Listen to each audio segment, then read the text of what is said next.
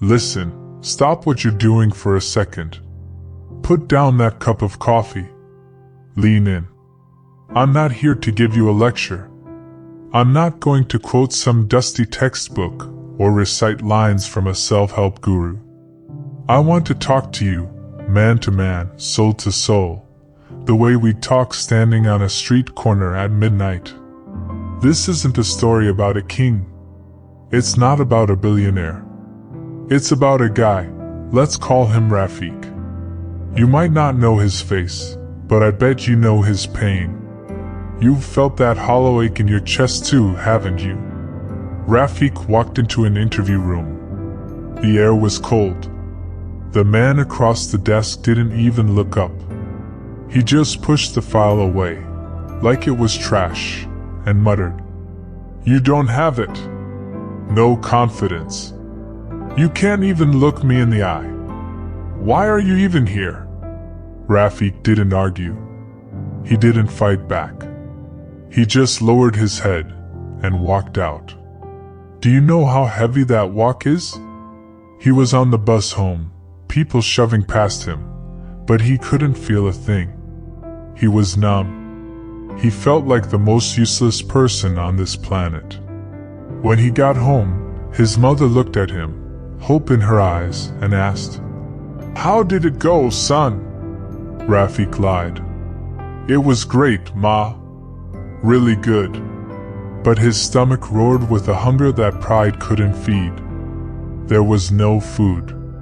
He made an excuse, said he wasn't hungry, and spent the night on the roof.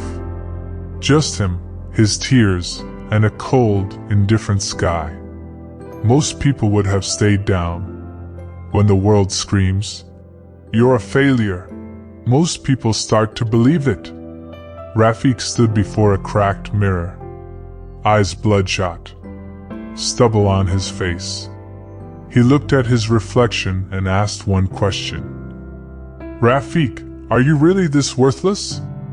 Or did you just let their words shrink your soul?" Something shifted. A spark, no, a fire, ignited in his gut. A raw, jagged anger. Not at the world, but at his own weakness. He looked at that reflection and made a vow. "If they say I can't, then I must. I will die before I let them be right." That was the day the boy died and the man was born. He didn't wait for a miracle. He took a tiny, soul-crushing job. Office all day, books all night. When his eyes burned from exhaustion, he splashed cold water on his face and kept reading. When his stomach growled, he drank water to quiet the hunger and kept working. He failed again. And again. More rejections. More doors slammed in his face. But this time, he didn't break. He realized that failure isn't the end, it's the fuel. It's the whetstone that sharpens your grit. The day he finally got that offer letter, he cried. Not because of the money, the salary was small, but because he had won back his self-belief. Today, Rofiq sits at the top. But his greatest achievement isn't his title. It isn't his bank account.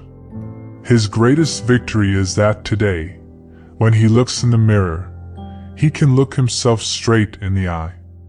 Listen to me. Life is going to try to break you. Society will try to label you. You might even try to sabotage yourself. But nobody, not your family, not your enemies, and especially not your past, has the right to blow out the fire inside you. Confidence isn't magic. It's built in the dark. It's built in the sweat, the late nights, and the moments you chose to get up when you were bleeding. You might be in the trenches right now. You might feel like every door is locked. Remember, Rofiq, when you feel like you can't go on, stand in front of that mirror. Look at yourself and say, "I am unstoppable. I will not break. I will find a way." Because when you finally believe in yourself, The entire world has no choice but to believe in you too. Now, stand up. Chin up. It's your turn. Show them what you're made of.